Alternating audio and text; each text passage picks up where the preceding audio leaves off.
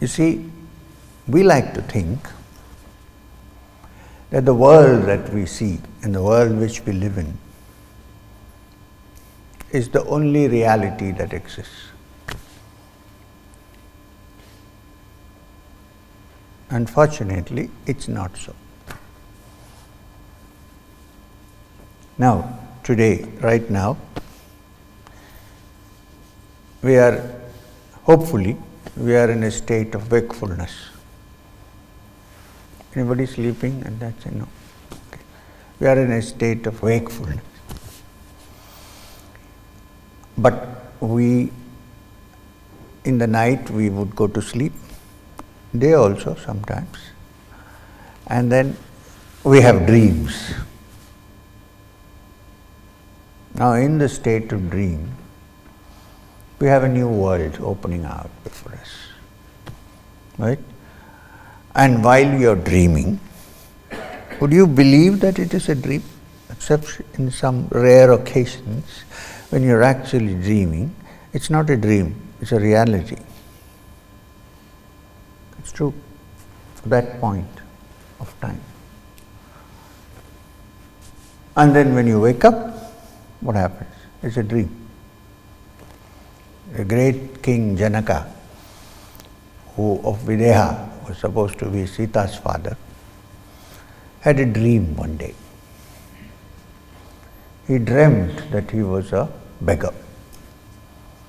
No food to eat, torn clothes, pain, and so on. When he woke up, he suddenly realized that he was sleeping on a luxurious bed in the palace in Videha. And this set him thinking. He said, suppose this dream had continued for long, would I have been a beggar? Am I really a beggar or am I really a king? Because then I really felt like a beggar. I had no food, my clothes were torn, I was begging and nobody was giving me food, I was suffering. And now I wake up, oh.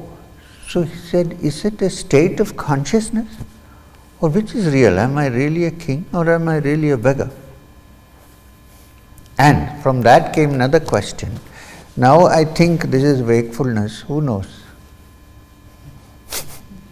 Maybe it's a long stretched dream, and perhaps there is a state when you wake up from that and say, oh my God, what a big dream. And the rishis say, yes, this is also possible. Why? Because in dream, waking state is unreal. In waking, the dream state is unreal. And in deep sleep, nothing is real. Sushupti, in deep sleep, you don't even remember where you are. You don't know who you are. You don't see the world. You see nothing. And yet, you need deep sleep. Imagine a state where you cannot sleep, where you're always caught up in images and thoughts, where there is no rest for the brain. In fact, very intelligent people have been known to sleep for long. Don't get worried. Apparently, I read the other day that Einstein slept 10 hours a day and he said it was necessary for him. Can't do that if you're working in Dubai. So in deep sleep what happens? All are equal. The boss and the worker both sleep. In deep sleep, nobody is the boss and nobody is the worker.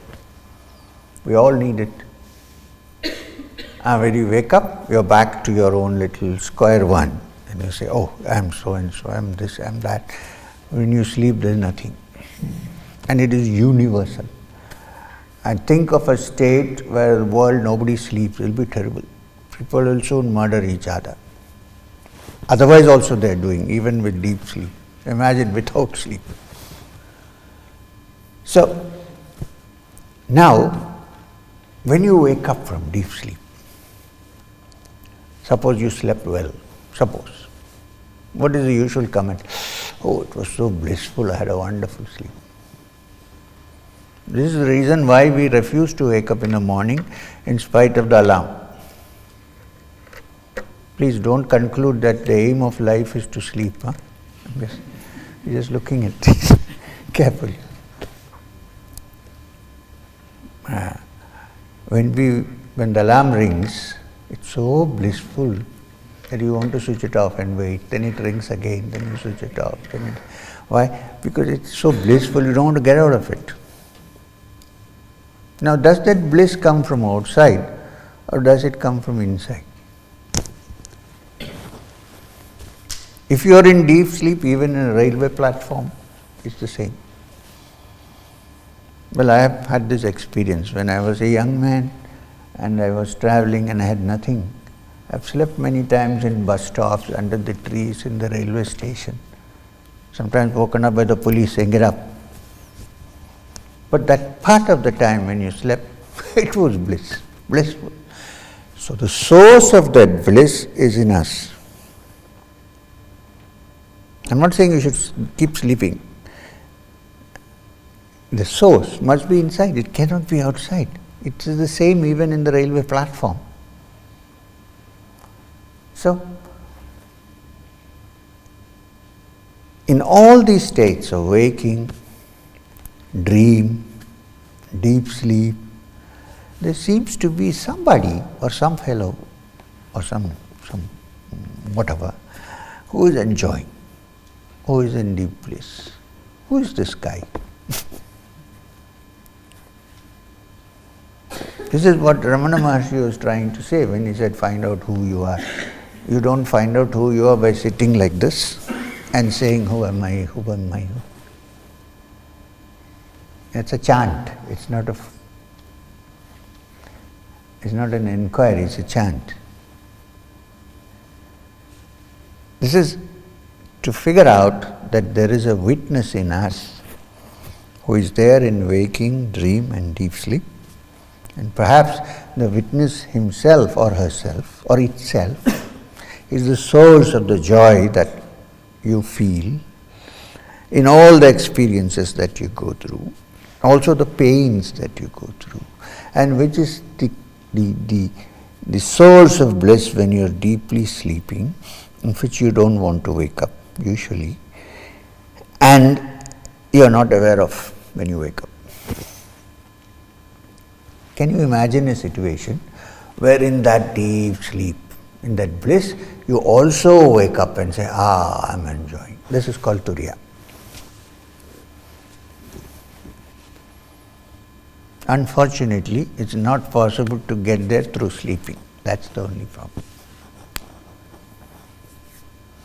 It's possible when the mind becomes clear, quiet, tranquil, and free of dependence on outside world for happiness, and doesn't matter what comes one's way, happiness or pain, because in this world, pain can always come. It's not only purely happiness. It's the other side of the coin. When you're really happy, be alert. Something is coming up.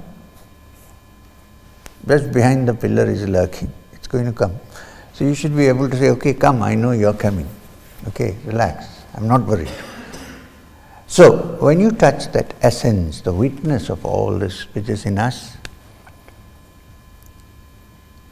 let me put it this way, when you wake up in deep sleep, not wake up here like this, be aware, and then you understand the essence of life and being. And all who have experienced this have said that it's an all-pervading consciousness which by its very nature is blissful. You don't have to get anything to make it blissful. The good news is it's you. It's not me, it's you. It's in you. And everybody is capable of that, believe me. Don't believe somebody who says, oh, you'll get it only if I bless you. It's in you. I might slap you sometimes, or give you an ice cream so that you feel it a little bit, but then it's up to you to find it out.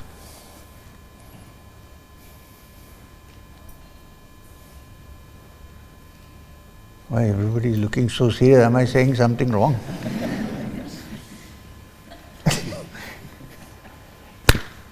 So, I'm speaking from my heart. I'm telling you what I feel.